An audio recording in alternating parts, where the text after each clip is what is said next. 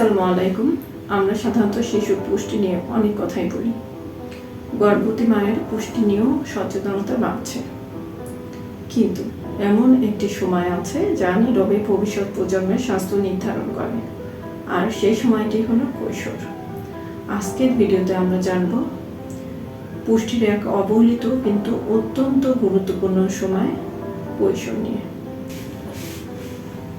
বিশ্ব স্বাস্থ্য সংস্থার তথ্য অনুযায়ী 10 থেকে 19 বছর বয়সের সময়কালকে কৈশোর বলা হয়। এই সময়টি শুধু শারীরিক পরিবর্তনের জন্যই নয়, এটি দ্রুত বৃদ্ধি, মানসিক বিকাশ ও হরমোনের পরিবর্তন এবং ভবিষ্যৎ স্বাস্থ্যের ভিত্তি করারও একটি গুরুত্বপূর্ণ পর্যায়। সহজভাবে বললে কৈশোর হলো জীবনের দ্বিতীয় বড় গ্রোথ উইন্ডো। কৈশোর দ্রুত বৃদ্ধির এক অসাধারণ সময়।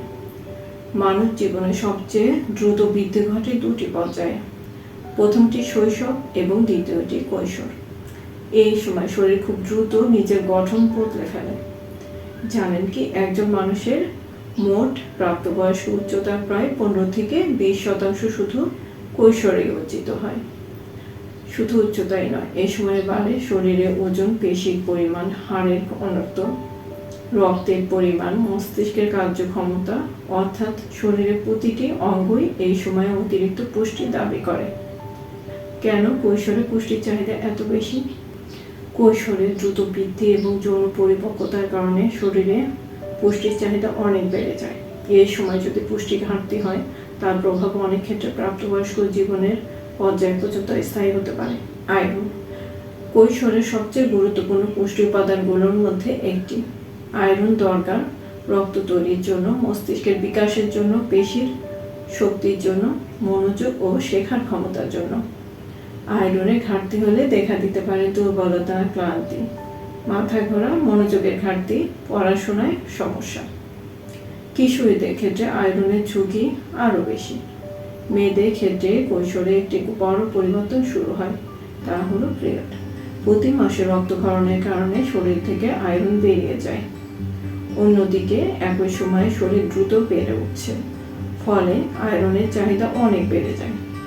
যদি খাদ্যে পর্যাপ্ত আয়রন না থাকে, তাহলে খুব সহজেই রক্ত স্বল্পতা বা অ্যানিমিয়া তৈরি হয়।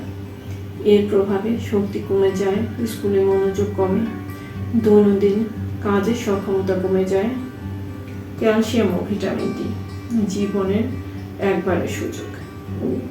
কৈশোরে শরীর সর্বোচ্চ বোন মাস তৈরি করে, অর্থাৎ এই সময় হাড়ের ভিতরে শক্তি জমা হয়। এটি জীবনে একবারই ঘটে।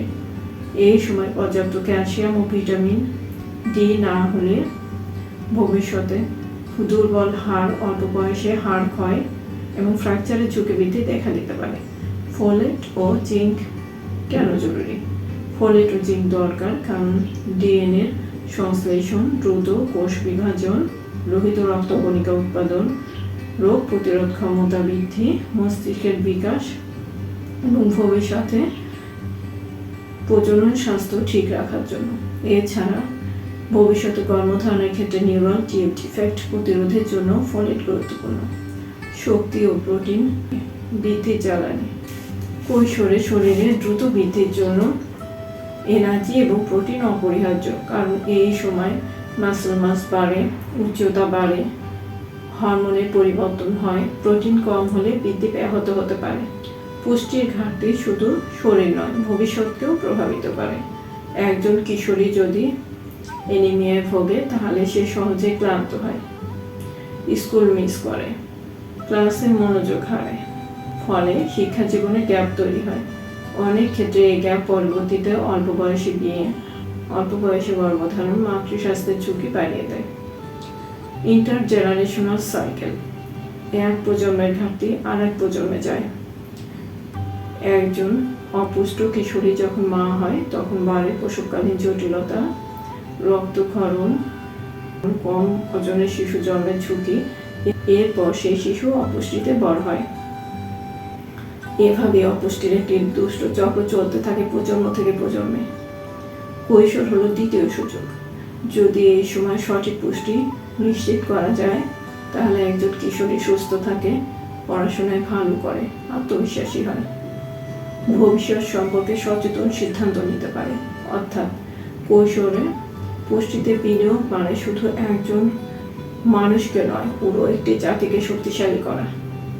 কৈশোরকে অবহেলা করার সুযোগ নেই, কারণ এই সময় সঠিক পুষ্টি নির্ধারণ করে আগামী দিনের মা, আগামী দিনের কর্মক্ষম মানুষ এবং আগামী প্রজন্মের স্বাস্থ্য।